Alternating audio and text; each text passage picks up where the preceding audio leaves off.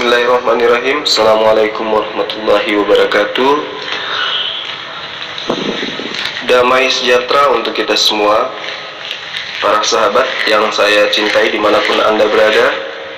Kembali kita berjumpa pada siang hari ini, tanggal 23 April 2020. Puji syukur kita panjatkan kehadirat Allah Subhanahu wa Ta'ala, dan juga salam serta taslim kita kirimkan ke junjungan kita Rasulullah Muhammad sallallahu alaihi wasallam. Kiranya kita semua dalam keadaan sehat walafiat dan dalam keadaan bahagia menyambut bulan suci Ramadan. Para sahabat dimanapun Anda berada, kali ini saya mempersembahkan sebuah video di mana di dalamnya berisi debat saya dengan seorang penghujat Islam, penghina, pencelah baik secara individu maupun secara ideologi terhadap ajaran agama Islam, bernama Ferguson atau James Watt.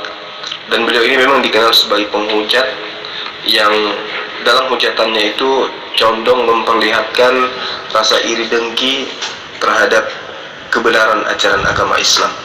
Untuk mempersingkat waktu, silakan disimak videonya.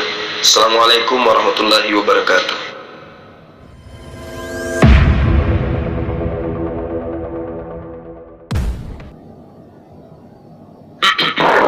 Jadi semuanya, memang Islam ini memiliki arti keselamatan atau damai. Tetapi sesungguhnya di dalam Quran tidak pernah mengajarkan keselamatan dalam Islam. Bahkan orang yang sudah Islam sekalipun masih dituduh tidak beriman oleh Allah. Dalam Quran surah An-Nur ayat 11 dikatakan, sesungguhnya penyebar berita bohong itu adalah dari kaummu juga, yaitu Islam. Dan janganlah kamu menganggap berita bohong itu suatu kabar yang buruk, melainkan sesuatu hal yang baik. Jadi Allah sendiri mengklaim bahwa Islam itu adalah penyebar kebohongan, penyebar hoax, dan tidak ada kebenaran di dalam Islam. Jika ada janji keselamatan di dalam Islam, maka yang menjadi titik acuan itu adalah Hajar Aswad. Karena Hajar Aswadlah yang telah menghapus seluruh dosa umat Islam.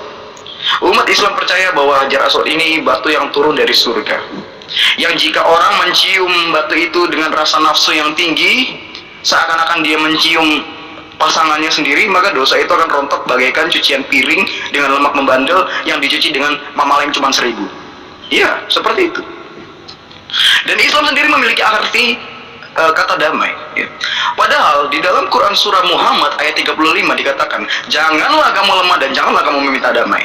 Itu artinya adalah apa? Islam hanya memiliki arti kata damai, tapi Islam sendiri tidak pernah mengajarkan damai. Apanya yang damai dalam Islam? Semuanya perang, bahkan orang-orang yang tidak beriman pun diperangi. Dalam Quran surah At-Taubah ayat 29, perangilah orang-orang yang tidak beriman kepada Allah. Jadi memang tidak ada keselamatan ataupun damai di dalam Islam. Itu hanya janji-janji kampanye saja. Hanya janji kampanye yang memang sengaja diselenggarakan untuk mempromosikan Islam. Ya, jelas ya semuanya. Tidak ada keselamatan dan tidak ada damai di dalam Islam. Seandainya pun ada keselamatan di dalam Islam, maka yang menjadi titik acuan adalah Hajar Aswad. Kalian paham? Terima kasih. Bismillahirrahmanirrahim. Baik, rekan-rekan sekalian yang ada di grup milik orang Kristen ini, nama grupnya Mengenal Tuhan yang Benar. Jadi sepintas ketika kita mendengarkan penjelasan saudara Ferguson, memang kalau kita itu tidak punya ilmu, kita mudah untuk terkecoh, mudah untuk tertipu dengan mulut ularnya dia. Tetapi memahami Al-Quran itu tidak bisa hanya dengan modal kebencian.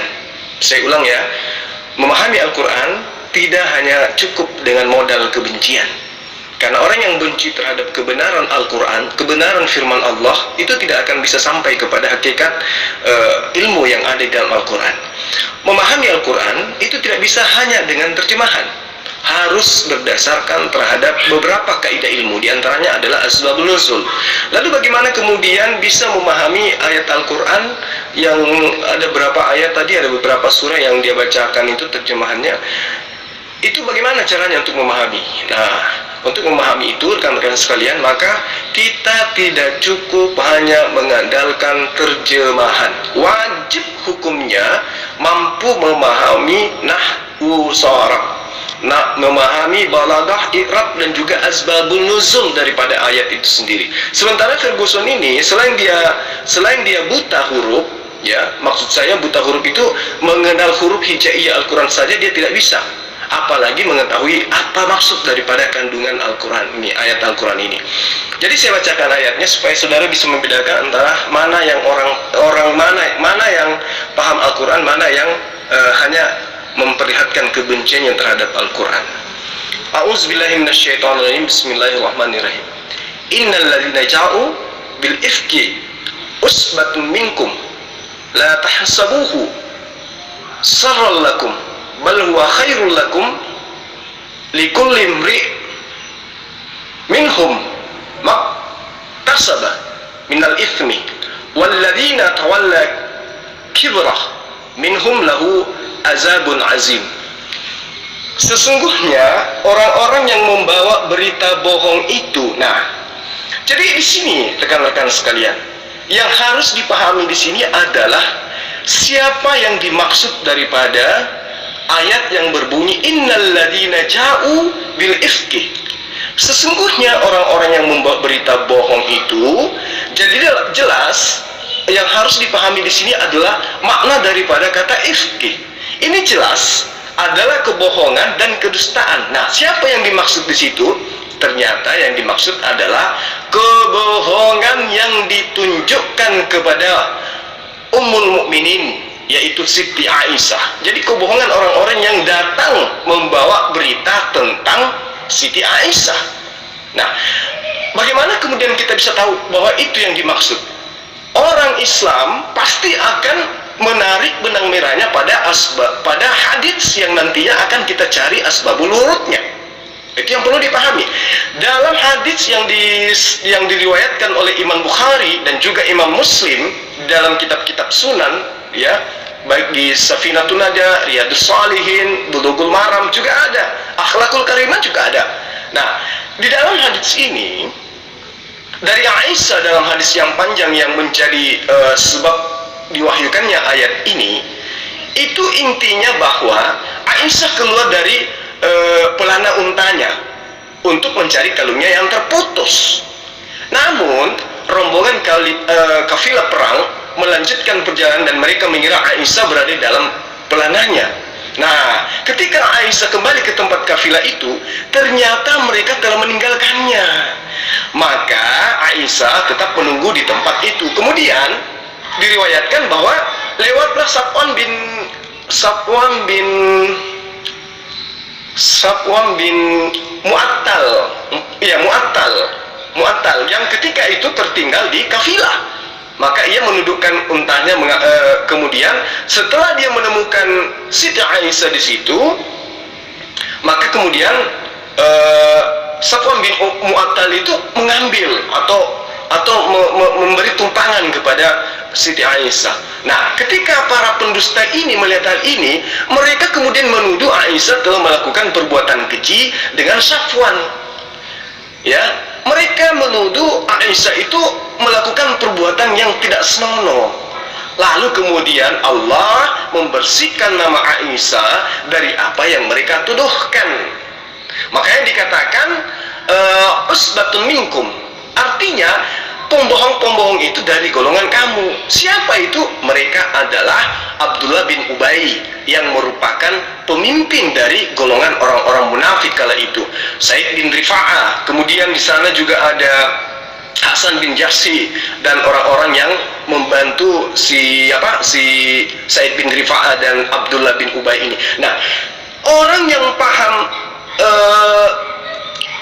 orang yang paham sejarah Islam, ya, pasti akan tahu sejarah ini. Makanya dikatakan di ayat ini, la tahsabuhu sarral lakum bal huwa khairul lakum. Janganlah kamu kira bahwa berita bohong itu adalah buruk bagi kamu, bahkan ia adalah baik bagi kamu. Itu maksudnya apa? Untuk mensucikan nama Siti Aisyah Ummul Mukminin dari tuduhan-tuduhan tersebut. Makanya ayatnya dikatakan likulli amri minhum, ya,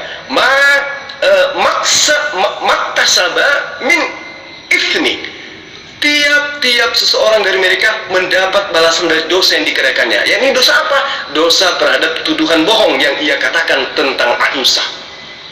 Walladzina tawalla kibrahu minhum, dan siapa di antara mereka yang mengambil bahagian yang terbesar dalam penyiaran berita informasi bohong tentang Aisyah itu, yaitu yang saya sebutkan tadi, Abdullah bin Ubay dan Hasan bin Sabit misalnya, maka Allah mengatakan apa dalam itu? Lahu, baginya azabun azim, asap yang besar. Nah, jadi kalau kamu ingin membahas Quran, maka kamu harus berdasarkan ilmu, tidak hanya modal terjemahan. Ya, jangan lagi dipelintir ketika saya mengatakan seperti ini. Oh, Zulkifli bilang tidak boleh memahami Quran dengan terjemahan. Nah, jangan kamu ikuti Rudi sang debitur itu. Jadi kamu tidak bisa mencari celah Al-Quran dengan hanya modal terjemahan. Ayo dong, lawan saya diskusi dengan masuk ke dalam ranah Al-Quran. Kalau kamu hanya modal terjemahan, itu artinya kamu hanya beri salam di luar rumah, Assalamualaikum, tapi kamu gak bisa masuk karena kamu tidak memiliki syarat-syaratnya untuk paham Al-Quran. Gitu ya. Oke, tanggapan kamu ini sebenarnya sudah sering saya dengar ya.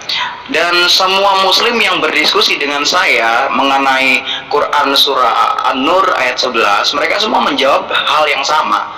Dengan demikian jawaban kamu ini sebenarnya klasik. Tidak ada hal yang baru yang mendidik, tidak ada hal yang baru yang bisa saya bantah atau menggugah gairah berdiskusi saya. Itu semua klasik kok. Jawaban-jawaban kamu ini memang sudah sering saya dengar dan sudah sering dibantah oleh banyak umat muslim. Jadi kamu itu argumennya ya terdengar lawas gitu. Saya tahu asbabun nuzul ini, bukan cuma kamu. Saya tahu bahwa ayat ini ditunjukkan untuk Siti Aisyah ketika dia tertinggal rombongan dan seseorang melihat dia bersama laki-laki kemudian menyebar fitnah. Tetapi siapa orang yang menyebar fitnah itu? Orang yang menyebar fitnah itu adalah orang muslim sendiri. Jadi Allah di dalam Quran mengatakan bahwa yang menyebar berita bohong itu adalah dari kaummu. Siapa kaummu? Orang-orang muslim sendiri. Makanya orang-orang muslim bisa mengatakan kafir terhadap sesama muslimnya sendiri. Orang muslim masih ada yang mengatakan kafir terhadap orang muslim sendiri. Bahkan Wahabi mengatakan Syiah kafir, Sunni mengatakan Syiah kafir, Syiah mengatakan Sunni kafir. Bahkan Wahabi membunuh Sunni, Sunni membunuh Syiah, Syiah membunuh Wahabi. Pokoknya bunuh-bunuhan lah. Karena itu memang legal dalam Islam. Darah kafir halal, darah dan harta kafir itu halal untuk ditumpahkan bagi umat-umat Islam. Jadi siapapun yang mereka anggap kafir, harta dan darahnya itu halal untuk ditumpahkan, dan itu memang fakta, ada dalam hadis ya. Makanya saya bilang apa? Tidak ada janji keselamatan di dalam Quran gitu loh. Seandainya pun ada janji keselamatan di dalam Islam, pasti titik acuannya adalah Hajar Aswad. Kenapa? Karena Hajar Aswad ini dipercaya sebagai mediator penghapus dosa, yang punya kuasa untuk menghapus dosa umat muslim ketika umat muslim mencium Hajar Aswad dengan rasa yakin dan beriman bahwa batu ini memang mempunyai legalitas dan mempunyai kuasa untuk menghapuskan dosa manusia gitu loh. Padahal di dalam Quran yang berkuasa mengampuni dosa itu hanya Allah. Tetapi umat Islam sendiri menyamakan, bahkan bukan cuma umat Islam, Muhammad sendiri menyamakan batu itu dengan kuasa Allah. Apa ini bukan termasuk musyrik? Ya. Karena di dalam Quran yang mampu mengampuni dosa itu hanya Allah. Tetapi Muhammad dan umat muslim meyakini bahwa Hajar Aswad ini mempunyai kuasa dan legalitas untuk mengampuni dosa orang. Ya kalau sekarang gini, kalau memang kamu punya logika waras, kan kamu nggak punya waras kan? Tadi kamu typing katanya didengar ya supaya kalian waras. Ternyata argumen kamu tidak waras gitu loh. Bahkan klasik sih.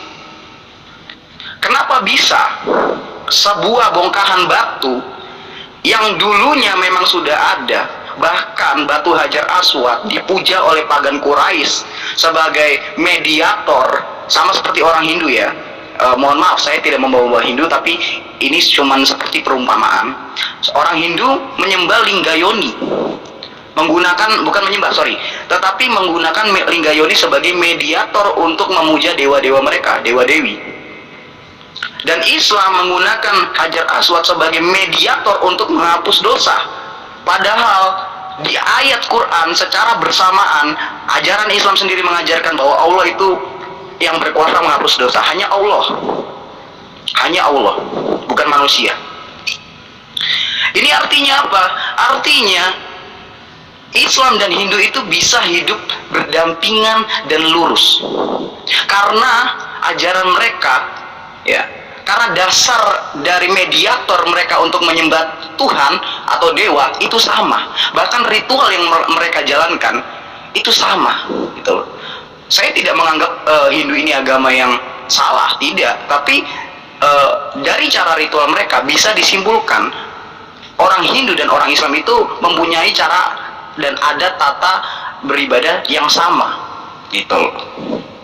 Hindu menggunakan lingga yoni, Islam menggunakan hajar aswad, gitu, ya. Jadi bisa dianggap bahwa Hindu dan Islam ini adalah agama yang sama, sama-sama memiliki tata cara ibadat, ya kan, sama-sama memiliki mediator untuk menyembah Tuhan, dan mereka sama-sama percaya, Islam juga percaya bahwa hajar aswad berkuasa untuk menghapus dosa. Di sisi lain, ajaran Islam sendiri mengajarkan bahwa hanya Allah yang berkuasa mengampuni dosa. Itu. Ya, dan satu lagi ya, Islam itu kan berarti kata damai. Islam atau slim ya, kalau nggak salah slim, damai.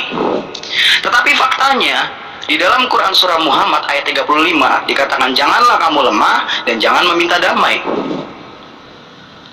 Jika benar demikian, maka argumen selama ini yang Islam promosikan tentang agamanya bahwa Islam itu adalah agama damai, itu apakah itu hanya suatu kepura-puraan?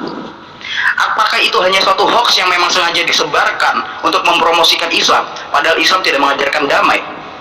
Bahkan dalam Quran surah At-Taubah, ini bukan saya katakan secara karena saya menyimpan kebencian, mulutmu itu terlalu tajam untuk menuduh orang, Zul. Tetapi saya katakan ini berdasarkan ayat Quran sendiri. Saya berargumen bukan berdasarkan omong kosong seperti mulutmu, tetapi saya berargumen itu berdasarkan Al-Quran. Gitu loh ya. Jadi kalau kamu bilang mulut saya ular, kamu ngomong kayak gitu pasti dengan bimbingan setan gitu. Nggak mungkin. Nggak mungkin saya bicara berdasarkan ayat Quran terus kamu bilang ayat Quran itu adalah setan. Nggak mungkin. Gitu loh. Kecuali kalau kamu bilang tadi ayat Quran itu saya bicara dengan tentang ayat Quran terus kamu bilang mulut saya mulut ular, berarti kan kamu ngatain kalau ayat Quran itu adalah mulut ular gitu loh. Gak mungkin kamu bilang kayak gitu kalau bukan karena bimbingan setan, ya kan? Ya itu aja sih. Kalau kamu mau bantah ya silakan, kalau enggak ya udah gitu. Lalu kemudian rekan-rekan sekalian, si Buta ini juga tadi sempat menyindir tentang surah Muhammad ayat 35. Namun sayang sekali saya ada di grup ini, jadi tidak mungkinlah dia dengan mudah menipu orang lain, apalagi hanya modal terjemahan ya. Nah, rekan-rekan sekalian, untuk memahami Al-Quran surah Muhammad ayat 35, saya mengajak supaya anda semua tidak disesatkan. Ayo coba kembali ke ayat 34. Apa kata daripada Allah di dalam ayat 34 itu? Innal ladzina kafaru wasaddu an sabilillah tsumma matu wa hum kuffarun falan yaghfirallah lahum. Nah, di situ jelas dikatakan bahwa sesungguhnya orang kafir terhadap Allah, orang yang ingkar terhadap Allah, itu mereka, kata Allah, memalingkan diri mereka, lalu apalagi memalingkan orang lain dari agama Allah. Nah, lalu kemudian mereka meninggal dalam kekufuran mereka sebelum bertobat. Yang perlu dipahami di sini adalah kalimat yang mengatakan memalingkan orang lain dari jalan Allah. Maksudnya orang kafir yang dimaksud ini adalah orang yang mengajak ya dengan segala macam cara untuk supaya mengajak orang lain itu kafir, kufur terhadap Allah. Nah, ini yang perlu dipahami. Jadi kita memang harus berhati-hati terhadap kelicikan dan kebusukan orang-orang kafir yang membenci Islam itu. Sehingga di ayat 35-nya mengatakan yang dia tuduhkan itu qala tahinu ya fala tahinu fala tahinu wa tad'u dan seterusnya, itu dikatakan kemudian wallahu ma'akum walam yatirakum a'malakum. Maksudnya gini, janganlah kamu lemah dan jangan minta damai, padahal kamulah yang di atas dan Allah pun bersamamu dan Dia sekali-sekali tidak akan mengurangi pahala amal-amalanmu. Maksudnya, jangan kamu minta damai lebih awal kepada orang-orang yang memalingkan saudara-saudaramu untuk menjadi kafir. Jadi tidak seperti yang dituduhkan itu. Jadi ada unsur penyebabnya sehingga kita umat Islam itu tidak boleh minta damai. Artinya ini adalah kondisi lagi perang antara umat Islam dengan orang-orang kafir. Pada kondisi itu kemudian ya, orang-orang kafir ini memalingkan. Nah, maksud dari kata memalingkan itu adalah memaksakan orang Islam itu untuk murtad, berpaling kepada Allah. Nah, orang yang seperti inilah kemudian yang dilarang oleh Allah untuk kita itu lemah terhadap mereka. Jadi ayat ini jelas, fala tahinu wa tad'u ila salmi. Nah, itu ila salmi wa antumul a'la wallahu ma'akum walam yatirakum a'malakum. Jadi apa yang dijelaskan di ayat ini itu terikat daripada ayat sebelumnya, yaitu orang kafir yang memurtadkan orang dengan secara paksa, ingkar terhadap Allah. Kita umat Islam tidak boleh lemah terhadap dia. Sama seperti yang dilakukan oleh saudara Ferguson ini, umat Islam tidak boleh lemah terhadap orang ini, karena dia berusaha melakukan penipuan, melakukan cuci otak dengan hanya menggunakan terjemahan agar orang itu berpaling dari kebenaran Islam. Nah, orang kayak Ferguson ini kita tidak boleh lemah, kita harus lawan, kita harus ajarkan kepada dia supaya dia itu tahu bahwa oh, ternyata umat Islam itu lebih paham kitabnya daripada saya yang hanya modal terjemahan. Seperti itu. Lalu kemudian para sahabat ya, yang masih mau kembali ke jalan yang benar, kaitannya dengan hujatannya tentang Hajar Aswad. Karena orang Kristen itu ya itu aja yang dihujat dalam agama Islam, karena tidak memiliki bekal untuk mendapatkan celah di dalam agama Islam. Karena agama Islam itu, maksud saya Al-Quran dan juga kaidah-kaidah agamanya, itu syariat agama itu tidak ada celah di dalamnya, sehingga orang-orang yang benci terhadap Islam itu akan menghalalkan segala macam dengan menimbulkan berbagai macam fitnahan murahan untuk kemudian membodohi orang-orang yang awam. Nah, 1400 tahun silam tentang Hajar Aswad itu sudah dijelaskan oleh Rasulullah Muhammad SAW. Tentang tuduhan bahwa Hajar Aswad itu mampu menghapus dosa, itu adalah kesalahpahaman yang sangat luar biasa. Yang perlu dipahami di sini adalah di dalam ajaran agama Islam, ya, puasa itu juga menghapuskan dosa. Ini yang tidak dipahami, atau dipahami tapi mereka pura-pura nggak mau tahu.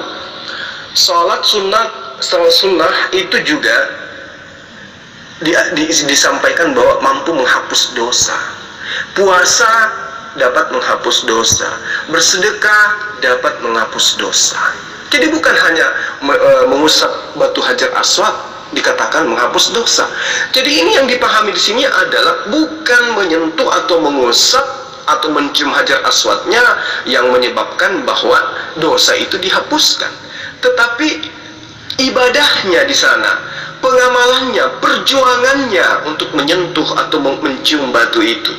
Tapi bukan berarti mencium batu itulah yang menyebabkan dosa itu terhapus, tidak. Bukan seperti itu adanya. Selayaknya berpuasa itu menghapus dosa, sama seperti itu. Jadi orang Islam itu tahu Hajar Aswad itu hanyalah batu yang tidak memberikan mudarat ataupun manfaat. Begitu juga yang dituduhkan Islam itu menyembah Ka'bah. Jadi batu Hajar Aswad itu hanya merupakan sebuah batu, atau Ka'bah itu hanya sebuah bangunan yang terbuat dari bahan-bahan bangunan seperti batu, semen, dan lain sebagainya. Akan tetapi apa yang umat Islam lakukan dalam prosesi ibadah haji misalnya atau umroh, itu adalah sekedar mengikuti ajaran dan sunnah Nabi Rasul Muhammad SAW. Jadi apa yang umat Islam lakukan? bukanlah menyembah batu dan juga tidak menyembah Ka'bah. Ini yang perlu rekan-rekan Kristen pahami. Di dalam pemahaman orang Islam ya, mereka umat Islam ini paham bahwa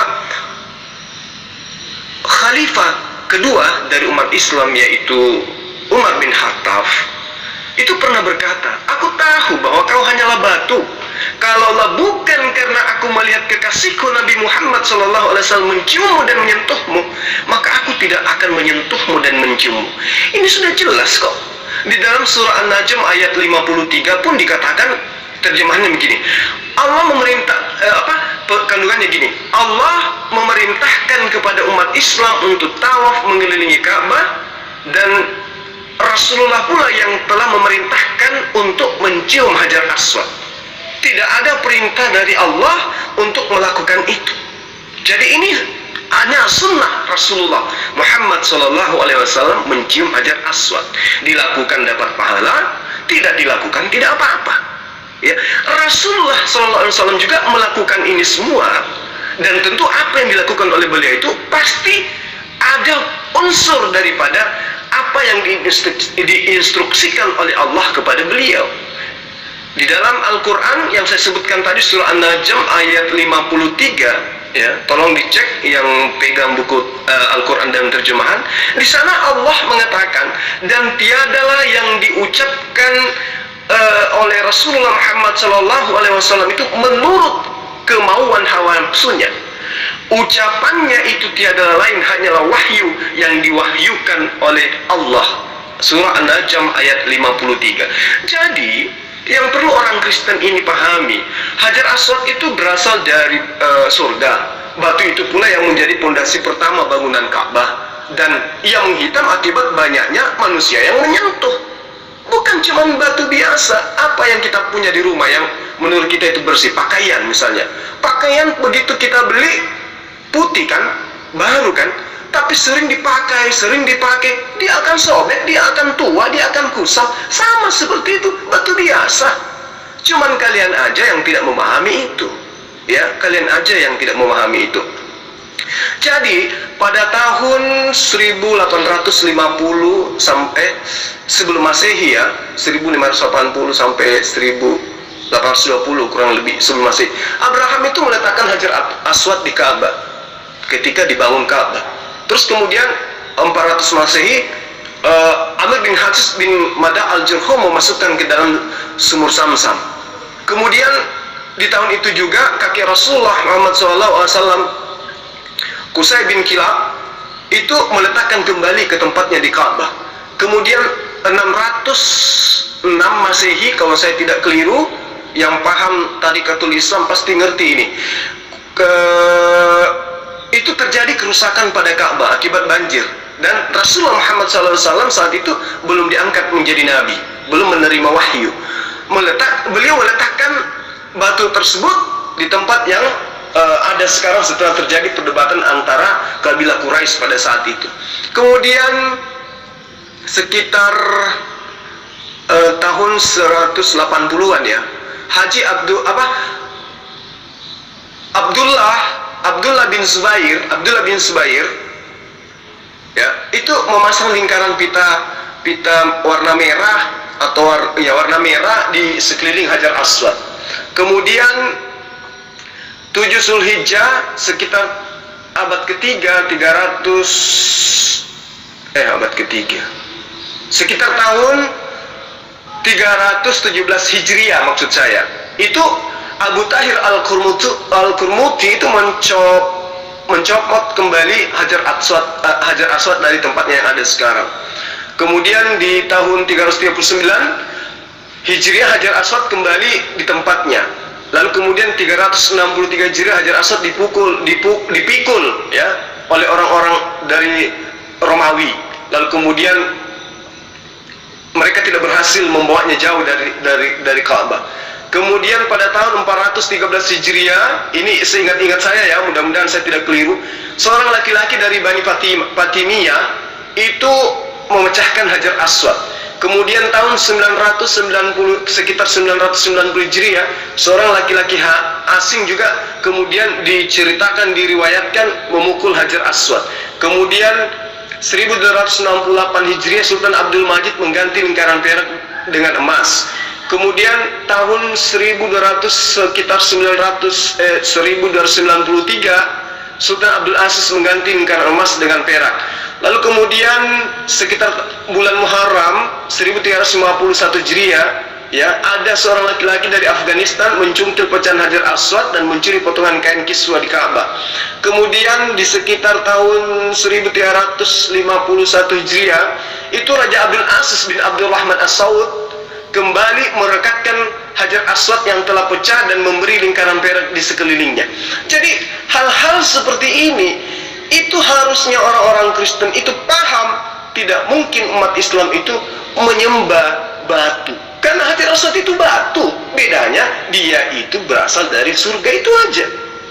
Itu aja. Nah, inilah kelemahan orang Kristen, tidak tahu Islam tapi mencoba untuk melakukan pembohongan dengan cara licik, dengan modal terjemahan saja. Jadi orang awam itu mudah untuk ditipu. Tetapi ketika dia berhadapan dengan orang Islam yang paham Islam kayak saya, pasti Fergusonnya kabur. Kemudian si penyebar hoaks dan pembohong besar ini, si Ferguson, ya, dengan bermodalkan kebencian dan kebutaannya terhadap Islam, lagi-lagi dia mengatakan tidak ada jaminan keselamatan di dalam Islam, kata dia.